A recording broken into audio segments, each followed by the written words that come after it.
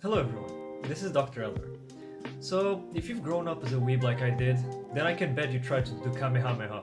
Or worse, tried to transform into a Super Saiyan. If like me, the whole plot of the heart virus that was meant to kill Goku in the future got you wondering, wait, a virus stopped Goku's heart? Could that be an actual thing? Well, after living in fear for the better part of the next 18 years after seeing the Dragon Ball episode, thinking that my heart could randomly explode, I ended up finding out the truth through my medical training. Isn't that amazing? Anyhow, is the virus that stopped Goku's heart really a thing? Is it reality? Is it fiction? Does it actually exist in our boring reality? Well, yeah. As a matter of fact, it does. Anyhow, thanks for watching. I'll see you on the next one.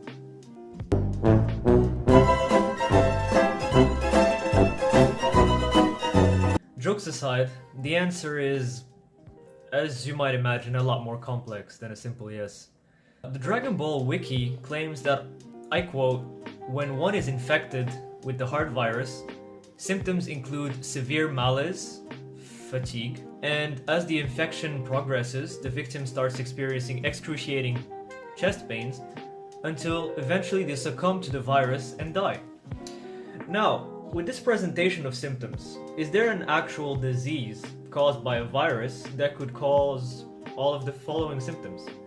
Well, the closest thing in our reality to this disease is myocarditis.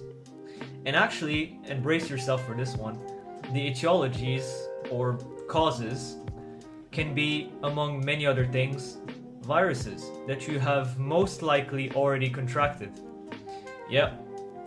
I'm not kidding you. Almost everyone on this planet could have ended with a fatal heart disease due to an everyday virus. So, which viruses am I referring to? So number 1, influenza viruses. That's right, the flu. Just the flu.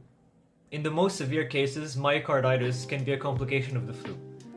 Number 2, adenoviruses, which is a very common respiratory virus.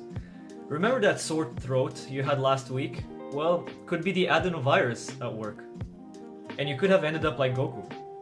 Not as a Saiyan, of course, that transforms into something, but just dead. Enteroviruses, number 3, specifically the Coxsackie virus and the ecovirus, that are very common respiratory and especially gastrointestinal viruses. They're commonly transmitted in crowded spaces through the orophycal route.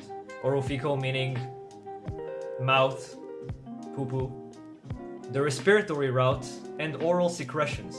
Yeah, you might want to start wearing that mask and washing your hands, I think. I think it's about time. 4. Herpes virus, such as HSV or herpes simplex virus, and more commonly found as the cause, cytomegalovirus. 5. Rubella virus. Well, this one I'm sure all of you know. I'd say about every single person watching this video has most likely contracted rubella as a child, and I hope so for you. But yeah, that could have killed you. Good job being a survivor. You're not really that special. 6.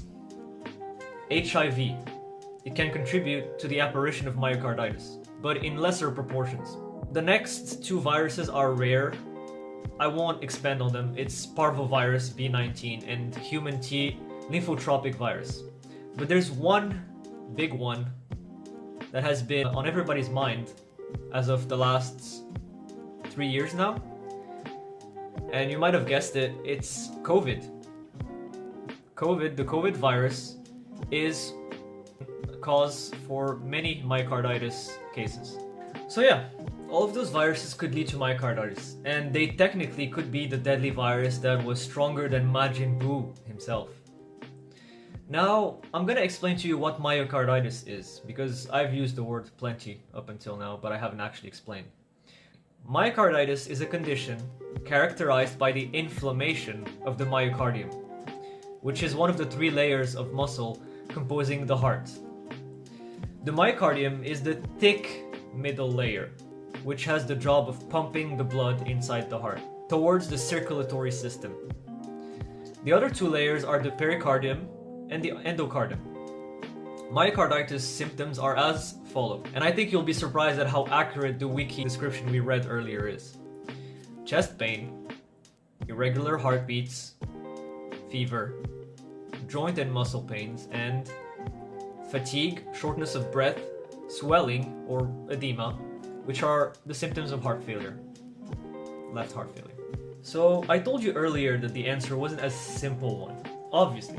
So on top of there being many different viruses that can cause myocarditis, it can also be caused by different etiologies, which are bacterial infections, parasitic infections, autoimmune diseases, exposure to toxins or chemicals, some medications like some antibiotics, or even antipsychotic drugs, radiation like in cancer treatments, or simply, and that's the craziest one, idiopathic myocarditis, otherwise known as unknown cause. We just don't know what might have caused it, so we call it idiopathic. Basically, you don't know what's killing you. So there you have it, guys. The conclusion of all of that mumbo jumbo is simple. Most of us are actually stronger than Saiyans, or maybe luckier. I don't know. You decide. Have a good one, and wash your hands, Jesus Christ.